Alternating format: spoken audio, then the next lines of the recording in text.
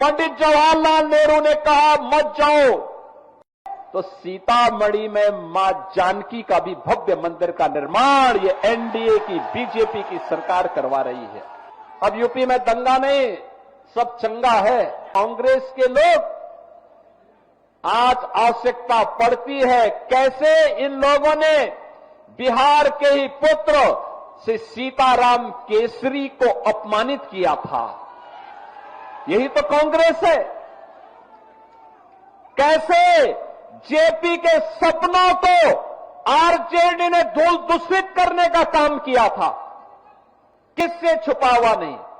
बहनों और भाइयों, राजेंद्र बाबू जब सोमनाथ के मंदिर के पुनरुद्धार के लिए जा रहे थे, कांग्रेस के उस समय के प्रधानमंत्री पंडित जवाहरलाल नेहरू ने कहा मत जाओ। उन्होंने कहा सोमनाथ के मंदिर के लिए, उन्होंने कहा नहीं जाना है, मंदिर का पुनरुद्धार नहीं होना है। राजेंद्र बाबू ने कहा कि मैं बिहार में जन्मा हूं और सोमनाथ भारत के गौरव का प्रतीक है, पहला द्वादश ज्योतिर्लिंगों में पहला ज्योतिर्लिंग है।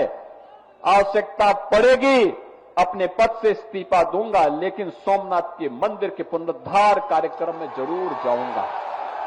यह है बिहार, और बिहार ने साबित कर दिया, बिहार ने साबित कर दिया कि जिन लोगों ने राम मंदिर के रथ को रोका था, जिन लोगों ने सुप्रीम कोर्ट में एफिडेविट दाखिल करके कहा था कि राम काल्पनिक है, बिहार की जनता ने उनको खारिज किया और प्रधानमंत्री मोदी जी के नेतृत्व में आज अयोध्या में भव्य राम मंदिर का निर्माण हो गया है। आज आप अयोध्या जाएंगे, कितना सुंदर मंदिर बना है, दुनिया का सुंदरतम मंदिर, सुंदरतम मंदिर, सबसे भव्य मंदिर। और अगर अयोध्या में भगवान राम का मंदिर बन रहा है, तो सीतामढ़ी में मां जानकी का भी भव्य मंदिर का निर्माण ये एनडीए की बीजेपी की सरकार करवा रही है। बहनों और भाइयों, बहनों और भाइयों, भगवान राम मां जानकी को लेकर के जिस मार्ग से अयोध्या गए थे, उस मार्ग को भी ये एनडीए की सरकार राम जानकी मार्ग के रूप में बना रही है। 6155 करोड़ रुपए दे दिए हैं, कार्य युद्ध स्तर पर चल रहा है। अब बिहार अपनी पहचान के लिए मोहताज नहीं है। अब बिहार के अंदर कनेक्टिविटी है, सड़क की कनेक्टिविटी है, रेलवे की कनेक्टिविटी है, मेट्रो की बेहतर पब्लिक ट्रांसपोर्ट की सुविधा आ रही है, एयर कनेक्टिविटी है और इनलैंड वाटरवे की सुविधा भी अब बिहार के अंदर तेजी के साथ विकसित हुई है। अब बिहार के अंदर स्कूल बन रहे हैं, कॉलेजेस बन रहे हैं, इंजीनियरिंग कॉलेजेस बन रहे हैं, मेडिकल कॉलेजेस बन रहे हैं। अब अन्नदाता किसान को किसान सम्मान निधि का लाभ मिलता है, गरीब को राशन मिलता है, आजीविका बहनें ड्रोन दीदी बन करके आर्थिक स्वावलंबन के मार्ग पर अग्रसर हो रही हैं और 75 लाख बहनों को आर्थिक स्वावलंबन की ओर अग्रसर करने के लिए नीतीश बाबू के नेतृत्व में उन्हें पहली किस्त जारी हो गई है। बहनों और भाइयों, ये एनडीए है, बोलता कम है, करके दिखाता है। ये झूठे वायदे नहीं करता, पहले करता है फिर बोलता है। हमने कहा था ना कि रामलला हम आएंगे, मंदिर वहीं बनाएंगे, हो गया ना। एनडीए ने कहा था ना यूपी में कि आएंगे, माफिया राज यूपी का समाप्त करेंगे, दंगे फसाद समाप्त करेंगे। बहनों और भाइयों, 8.5 वर्ष में एक भी दंगा नहीं हुआ। और अगर किसी ने दंगा करने का साहस किया तो उसको तो जेल के अंदर ठोसा ही, उनकी पूरी प्रॉपर्टी भी कब्जे में लेकर के गरीबों के आवास बना दिए गए।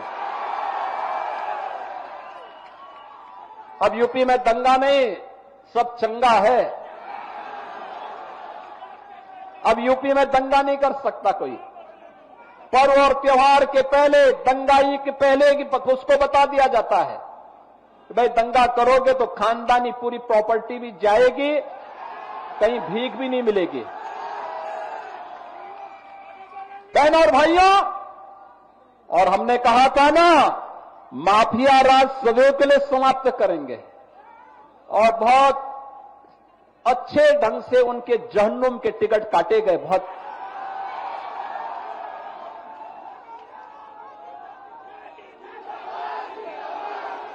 बिहार उस दिशा में आगे बढ़ रहा है। बहनों और भाइयों, एनडीए की सरकार जो बोलती है वो करके दिखाती है।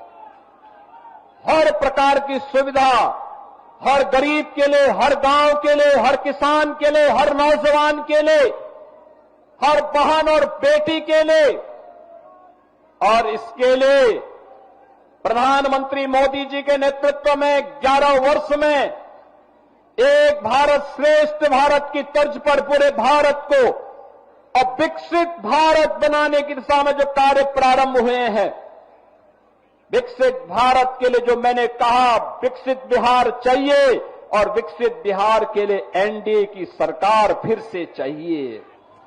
और इसके लिए आप सभी का आह्वान है। 8 विधानसभा क्षेत्र हैं सीवान जनपद में, और रघुनाथपुर के उत्साह को देख करके तो मैं कह सकता हूं कि रघुनाथपुर में तो लोगों ने कह दिया कि खानदानी माफिया को फिर से नहीं आने देना है। और मैं कह सकता हूं कि सीवान की सभा को भारी बरसात के बावजूद मैं कह सकता हूं कि सीवान की जनता ने तय कर दिया है कि सीवान के साथ साथ जितनी भी हमारी विधानसभाएं हैं, दरोदा है, बड़हरिया है और अन्य 8 विधानसभाओं में एनडीए का परचम लहराएगा, इंडी गठबंधन गर्त में जाएगा। इनका झूठ और फरेब अब नहीं चलने वाला है। फिर से नीतीश बाबू के नेतृत्व में, प्रधानमंत्री मोदी जी के मार्गदर्शन में बिहार के अंदर एनडीए की सरकार को हमें बनाना है और एक सुशासन की सुदृढ़ नींव पर विकसित बिहार की परिकल्पना को साकार करना है। क्या आप सहमत हैं? बिहार विकसित होना चाहिए ना? विकसित बिहार के लिए सहमत हैं? इस सड़क के इस पार के लोग क्या आप नहीं चाहते क्या? घर के ऊपर, छत के ऊपर, इधर जो नौजवान खड़े हैं पीछे, इधर भी काफी दूर तक है। विकसित बिहार चाहते हैं ना? विकसित बिहार चाहिए ना? तो विकसित बिहार के लिए एनडीए के प्रत्याशियों को जिताना पड़ेगा।